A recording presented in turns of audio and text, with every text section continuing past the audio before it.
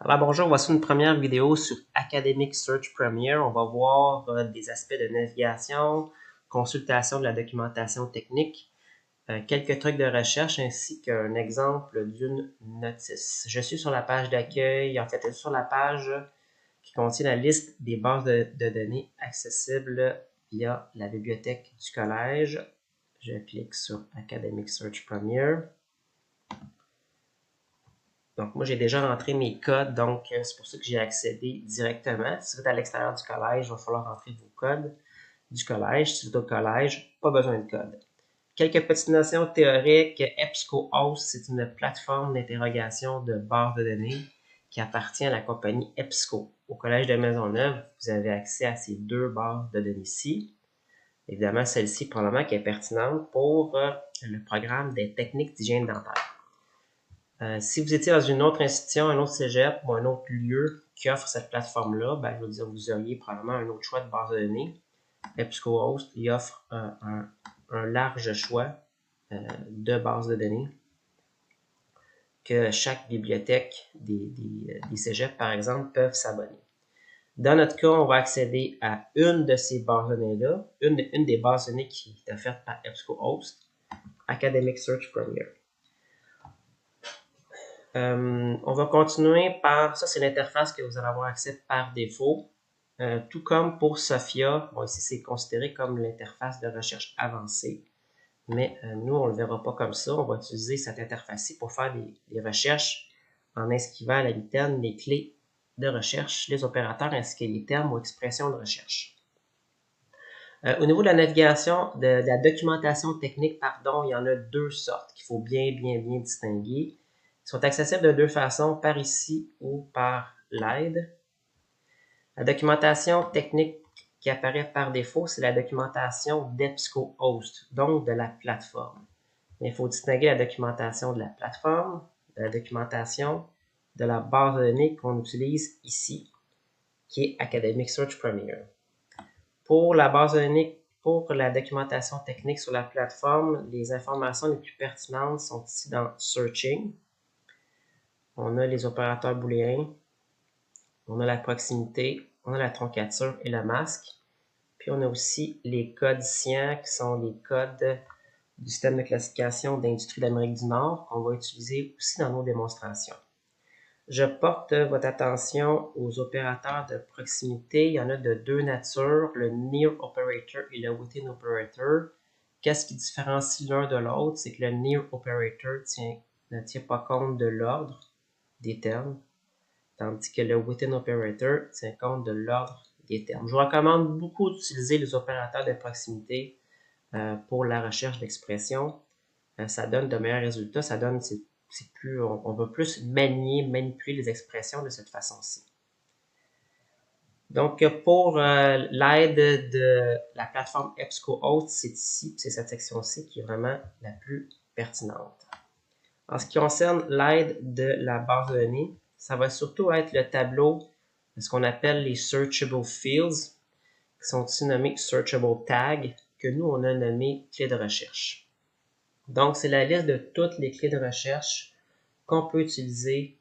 En fait, c'est pas tout à fait exhaustif, on va voir un autre exemple plus tard, qu'on peut utiliser dans la base de données Academic Search Premier. Les clés pertinentes, les plus pertinentes pour nous vont être AB pour Abstract,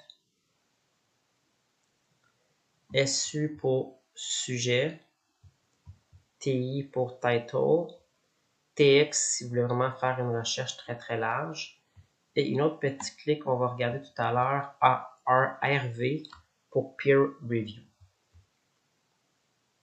Donc, dans la documentation de Academic Search Premier, c'est vraiment le tableau Searchable Fields qui est le plus pertinent. Donc, je suis sur l'interface de recherche d'Academic Search Premier. Je vais décocher ici, appliquer les enjeux des sujets équivalents. Vous pouvez le laisser si vous voulez, mais moi, j'aime mieux l'enlever. Des fois, ça nous propose des trucs qui sont moins pertinents. Je vais faire une première, comme pour Sophia, pardon, excusez.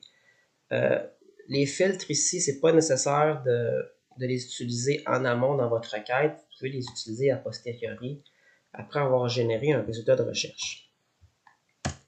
Donc, juste peut-être une petite requête de base. J'utilise l'opérateur de proximité N0. En fait, je pense que c'est préférable si je fais ça comme ça.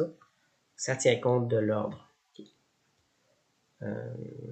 Donc, je cherche le terme, les expressions qui ont le terme vidéo collé sur game. Donc, ici, c'est le chiffre 0. Donc, par défaut, c'est l'algorithme de pertinence qui opère. On peut évidemment le modifier pour aller voir en ordre chronologique. Je porte à votre attention ici au type de source. Academic Search Premier, il y a beaucoup d'articles qui sont publiés dans des revues scientifiques qui visent plus une clientèle universitaire.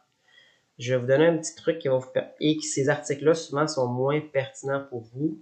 Une façon simple d'exclure ces articles-là, c'est tout simplement de faire la petite requête nrvno qui, dans le fond, nous dit je veux pas les articles qui proviennent de revues scientifiques. RV, c'est un peu comme revised. C'est une clé pour revise, ça fait référence à réviser par les pairs, ça fait référence à peer review. Donc, on dit souvent que les articles des publications scientifiques sont peer review. Donc, c'est ce codage-là qui est utilisé. Vous allez voir que il n'y aura plus d'articles provenant de publications scientifiques. En fait, il y en a juste quelques-uns qui restent parce que c'est pas parfait, hein, Academic Search Premier. C'est pas clean. Des fois, il y a